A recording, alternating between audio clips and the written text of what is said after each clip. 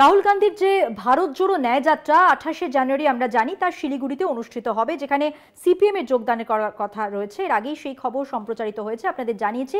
কিন্তু এবার যে খবর আসছে তা কিন্তু অন্যরকম। এই যে ন্যায় যাত্রা, এতে বাধা দিচ্ছে পুলিশ। অর্থাৎ শিলিগুড়িতে ন্যায় যাত্রার সভায় কিন্তু না পুলিশের, তৃণমূল সরকারের সমালোচনা করেছেন অধীর রঞ্জন চৌধুরী। 28শে জানুয়ারি সভায় অনুমতি দিচ্ছে না পুলিশ, সামান্য সামান্য কারণে অসহযোগিতা, এমনটাই মন্তব্য করেছেন অধীর রঞ্জন চৌধুরী।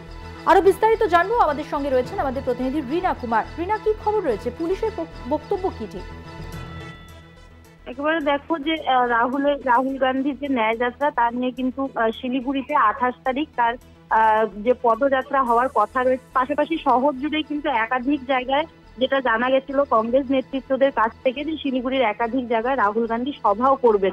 তবে এই মুহূর্তে কিন্তু চিত্র একেবারে উল্টো রয়েছে, যেখানে কিন্তু জানা যাচ্ছে যে প্রশাসনিক ভাবে এবং পুলিশি স্তরে কিন্তু এখনো পর্যন্ত শিলিগুড়িতে সভা করার কোনো রকম অনুমতি মিলছে না। এবং এই নিয়ে কিন্তু বারংবার দেখা গেছে যে অধীর রঞ্জন চৌধুরী রয়েছেন, তিনি কিন্তু ক্ষোভ প্রকাশ করেছেন। এবং আজও কিন্তু তেনাকে সকালে সাংবাদিকদের মুখোমুখি হলে তিনি কিন্তু সেখানে জানান যে কেন্দ্রের যে সরকার রয়েছে, এছাড়া রাজ্য সরকারের কোনো জায়গা থেকেই কিন্তু তারা সঠিকভাবে যে রয়েছে কোনো রকম মদত পাচ্ছেন না। এই কথা একদমই। রীনা, তোমাকে একটু বিরত করছি, আমরা শুনে নেব অধীর রঞ্জন চৌধুরী ঠিক কি বলেছেন সরকারের অসহযোগিতা নিয়ে।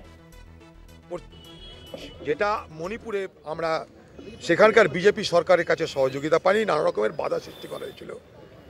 বাধা সৃষ্টি করে রাহুল গান্ধীজির পদযাত্রাকে নানা রকমভাবে প্রতিবন্ধকতা তৈরি করার চেষ্টা হয়েছিল। সেখানকার মানুষের আশীর্বাদ দুয়া নিয়ে, সেখানকার মানুষের উচ্ছ্বাস উদ্দীপনাকে সাক্ষী রেখে সেই পদযাত্রা এগিয়েছে।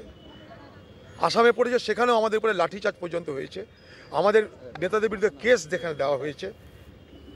মানুষ দেখেছে যে একটা শান্তিপূর্ণ অহিংস একটা ভারত জোড়ো ন্যায় যাত্রা, তার উপরে কী ধরনের প্রতিবন্ধকতা তৈরি করা হচ্ছে।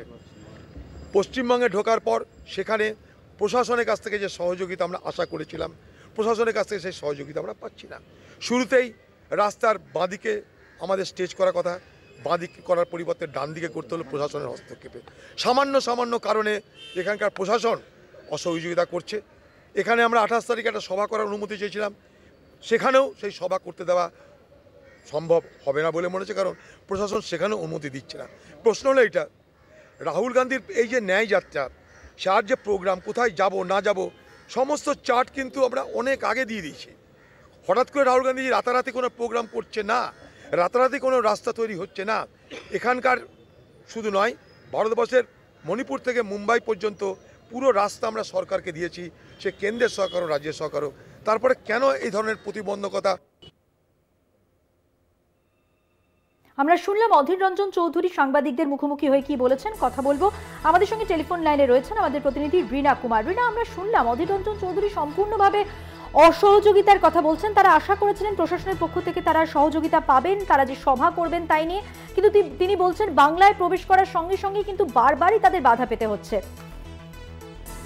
একেবারে দেখো, যেটা জানালাম যে একদমই তাই, বারবার কিন্তু অধীর রঞ্জন চৌধুরীর মুখে একই রকম কথা শোনা গেছে। প্রথম দিকে কিন্তু তিনি পরিষ্কারভাবে সে কথা না জানালেও গতকালও আমরা দেখেছি যে শিলিগুড়িতে তাদের জেলা কার্যালয়ে, সেখানে কিন্তু তিনি 3 জেলার নেতৃত্বদের নিয়েও বৈঠক করেন এবং সেখানেও কিন্তু এই সমস্ত বিষয়ে আলোচনা করা হয়। এবং তারপরে কিন্তু তিনি জানিয়েছেন যে সভা করতে না পারলেও রাহুল গান্ধীর যে ভারত জোড়ো ন্যায় যাত্রা রয়েছে, সেখানে কিন্তু কোনো বাধা পড়বে না, তারা কিন্তু তাদের সেই ন্যায় যাত্রা চালিয়ে যাবে। এবং যদি দরকার পড়ে সেভাবে কোনো মঞ্চ ছাড়াই তারা কিন্তু মানুষের সামনে তাদের বক্তব্য তুলে ধরবে, এমনটাই কিন্তু তারা জানিয়েছেন। এবং বারংবার কিন্তু দেখা গেছে অধীর রঞ্জন চৌধুরীর মুখে যে কেন্দ্রের সরকার বা রাজ্যের সরকারের যে তারা মদত পাচ্ছেন না বা সেভাবে তারা সহযোগিতা করছেন না তাদের সভা করার ক্ষেত্রে, সেই প্রশ্নই কিন্তু বারবার অধীর রঞ্জন চৌধুরী তুলছেন এবং সেই বিষয়ে কিন্তু একাধিকবার ক্ষোভও প্রকাশ করেছেন তিনি।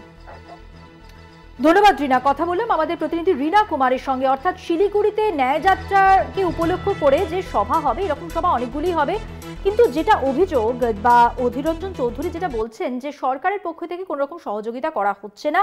তৃণমূলের সমালোচনা করেছেন অধীর রঞ্জন চৌধুরী এবং তিনি যেটা বলছেন যে সামান্য কারণে অসহযোগিতা করা হচ্ছে।